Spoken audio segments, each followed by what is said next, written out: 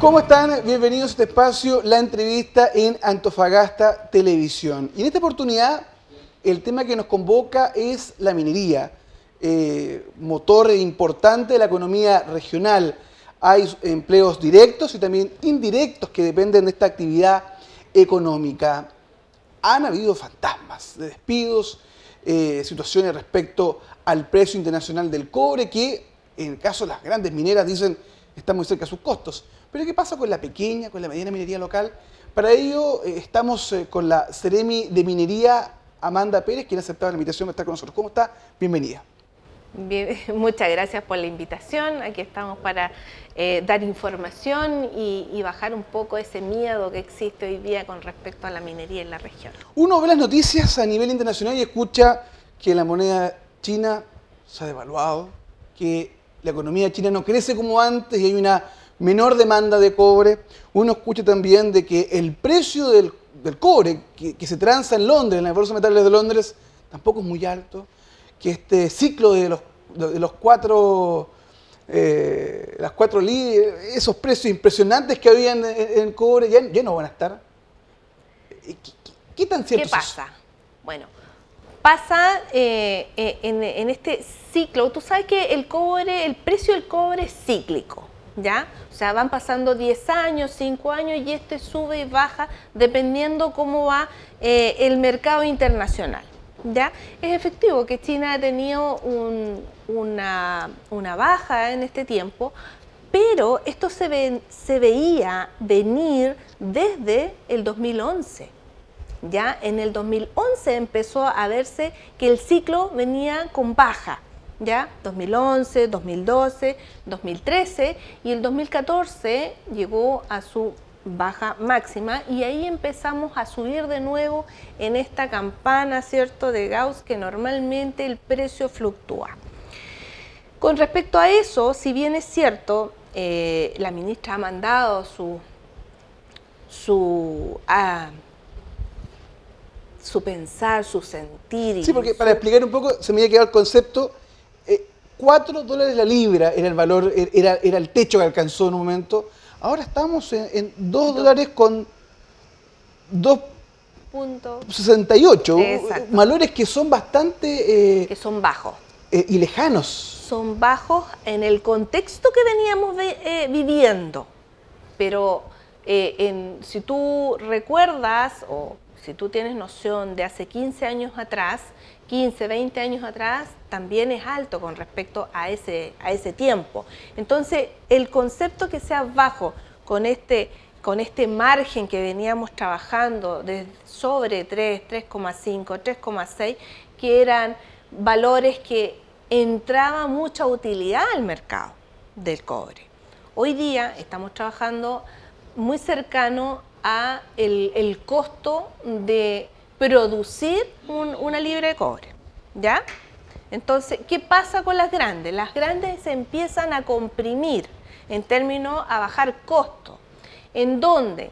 En donde hayan trabajos que no sean sumamente necesarios, como por ejemplo mantenciones,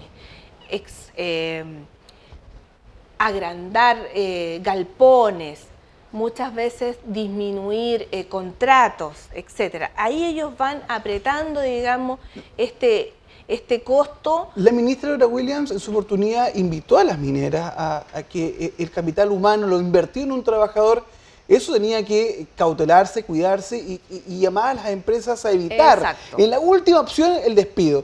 Exacto. Pero uno ha visto en este primer semestre las voces de que han habido despidos en la gran minería. Eso... es verdad, han ¿ya? habido despidos, pero tú tienes 3 contextos para estos despidos. Primero, los términos de faena, los términos de proyectos que se venían generando como OGP1 en Escondida, que hubieron 17.000 trabajadores en el proyecto. Entonces la campana de Gauss se terminó, se cerró el proyecto y tienen que salir todos esos trabajadores porque ya se terminó el proyecto. Ahora, la segunda... Hay que explicar que OGP1 es una planta concentradora y todo lo que ello compete, o sea... Por eso son tantos trabajadores. Es una planta gigante que se construyó. Exacto. Entonces, la segunda etapa de despidos es por cierre de faena. como Michilla, por ejemplo, que Michilla va a cerrar en el 2015, diciembre del 2015. Lo anunció el año pasado. Y fue cerrando paulatinamente, despidiendo gente y además tomando de sus trabajadores que estaban en el rajo, que estaban en la parte administrativa, que estaban en el área de ingeniería, y los fue trasladando a Antucoya, a Centinela, Santiago y los nuevos proyectos que vienen con ellos.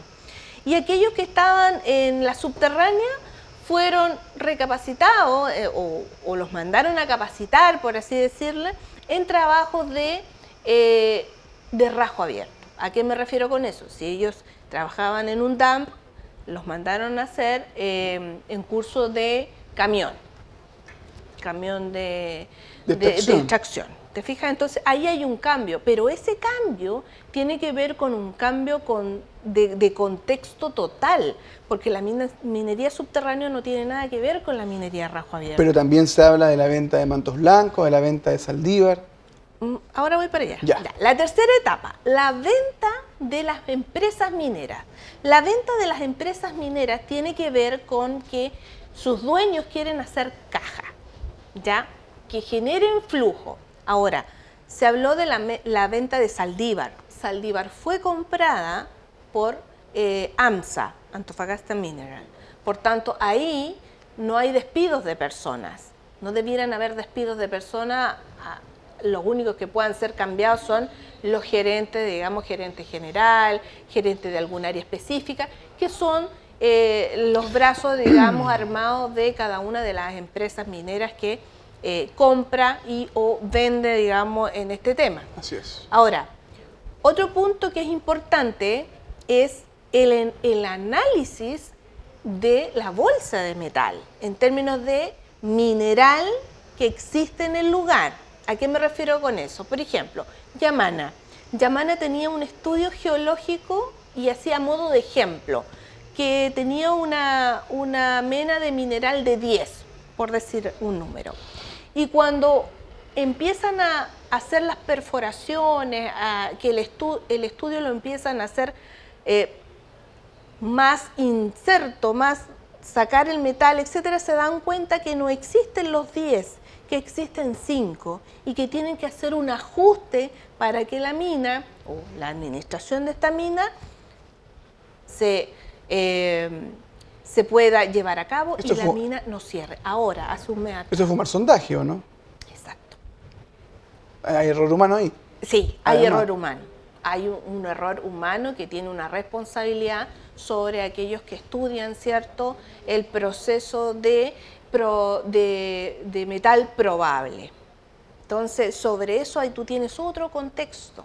Entonces, cuando tú quieres analizar los contextos, por qué se despide personal, tú tienes que hacer las diferencias. Pero las personas quieren saber este contexto, esta situación. ¿Se proyecta este segundo semestre? No se proyecta seguir disminuyendo. O sea, ¿pasamos lo peor? ¿A eso preguntas? Sí, porque ahora en el segundo semestre vienen las cosas buenas, como se diría. Viene expansión de Centinela, viene el cambio de Saldívar, Barrick Saldívar a AMSA. Y este es Saldívar antes era Placer Dome. Exacto. Saldívar, y así sucesivamente, así como por ejemplo Dumesaita pasó a disputar a Las Condes, después pasó a Exxon Company y hoy día es Anglo American. ¿Te fijas? Las empresas mineras se van comprando y uno de los temas principales por qué se compran una y otra faena es porque en este minuto AMSA quiere ser uno de los mayores productores de cobre en el mundo y por eso compró Saldívar. Ahora, cierra a Michilla, pero Michilla en términos reales tiene metal para ser comprada por una mediana minería. ¿Te fijas? Entonces puede reabrirse con una mediana minería. Y sobre eso, ¿y cómo está la mediana y pequeña minería en la región? Sumado además el caso de Tocopilla, que el caso de Tocopilla siempre es conocido, los cerros alrededor, que muchos de ellos afectados por el hoyo, me tocó conocer más de algún pique. Efectivamente, hay personas que viven del pique. Sí.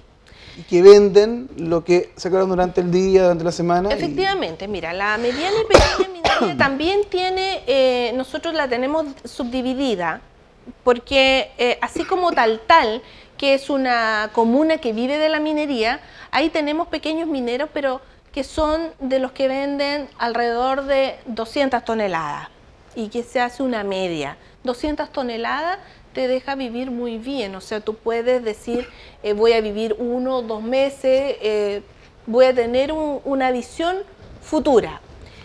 En cambio, cuando tú estás trabajando en un pique, o como los pirquineros de Tocopilla, que están trabajando un día en un pique y están sacando 5 toneladas, 30 toneladas, 15, y así sucesivamente, y van viviendo el día a día con esta venta de metal, es mucho más complicado cuando viene un ciclo de precio, cuando viene un tema como esta catástrofe que recibieron. Entonces, cuando tú vives al día, ya sea en la minería o en cualquier parte, todo te va a afectar. ¿Están haciendo algún apoyo especial la gente? Sí, por supuesto. Nosotros hoy día en Tocopilla tenemos apoyo en términos de préstamos de ENAMI, de adelantar pagos por los metales que puedan tener en sus faenas y que no haya acceso para llegar con los camiones hasta ENAMI.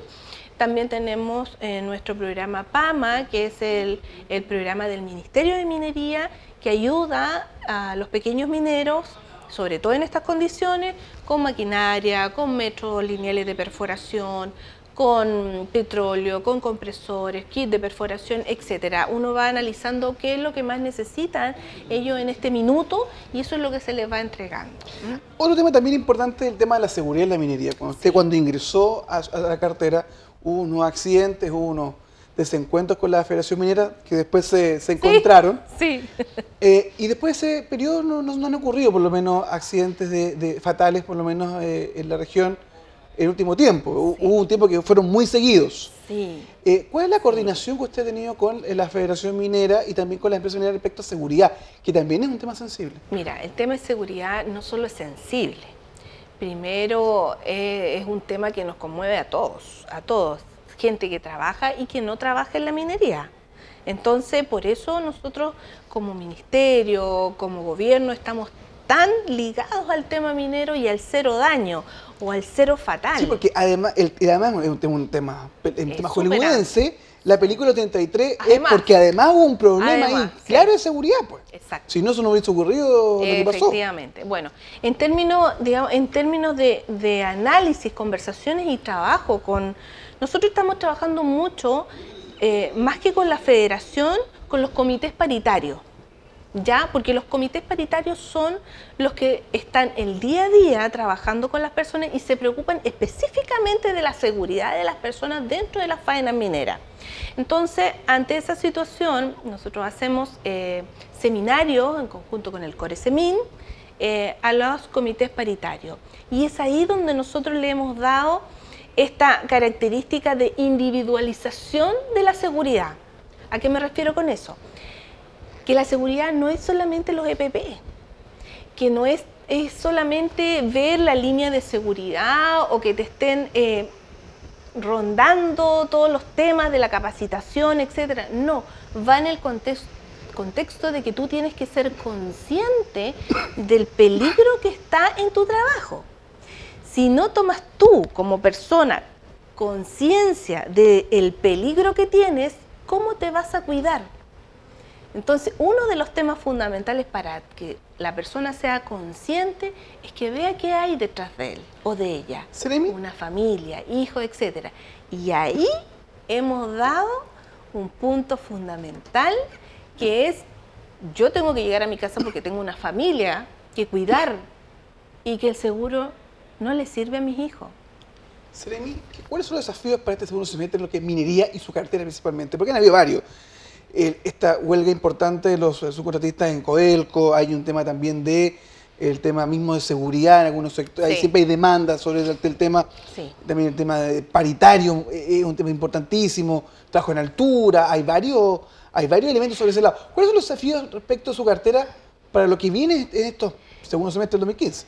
Este segundo semestre del 2015, lo primordial es nosotros seguir trabajando con el tema seguridad y además del tema de seguridad, con la sustentabilidad de la pequeña y mediana minería. ¿Por qué te hablo de la sustentabilidad? Porque con los precios del cobre, con estos cíclicos, nosotros ¿a qué queremos llegar? Que el pequeño minero también pueda tener disminuciones de costos en preparar o en sacar o en explotar el metal. ¿Cómo? Usando innovación tecnológica. Alternativas como dejar de usar petróleo y usar paneles solares. Cumplir con las normas de salud, también con temas energéticos, ¿ya? Y un sinnúmero de otras entidades, como por ejemplo el transporte de metal hacia los lugares de acopio. Entonces, todos esos son costos asociados a una tonelada de metal. ¿Te fijas? Entonces, esos son los costos que nosotros tenemos como meta disminuirlos en este segundo semestre para que, digamos, que puedan tener utilidad. Seremi, muy amable por haber aceptado esta invitación con nosotros, de poder conversar respecto de lo que es la minería y también los desafíos. Y también una muy buena noticia de que ya lo peor, por lo menos en lo que es laboral, ya pasó. Sí, sí. Hay que, y de todas formas, yo soy una persona muy creyente, así que tengan fe. Yo creo que la fe mueve montaña, porque sobre la fe nosotros podemos trabajar y ser sustentables, no solo en la minería, en el encadenamiento productivo y en nuestras vidas. Muy amable. Gracias a ustedes. Estábamos conversando con la Seremi de Minería, Amanda Pérez, varios temas, pero lo más importante es que por lo menos, lo adelanto, lo negativo en el tema laboral ya ha pasado. Usted puede revisar esta como otras entrevistas en nuestro canal de YouTube, en internet. Usted puede escribir solamente en YouTube Antofagasta TV 30, la entrevista. Usted puede revisar esta como otras entrevistas que hemos realizado en este espacio de conversación, hoy dedicado a la minería. Desde ya, gracias por su sintonía y continúen siempre en las pantallas de Antofagasta Televisión.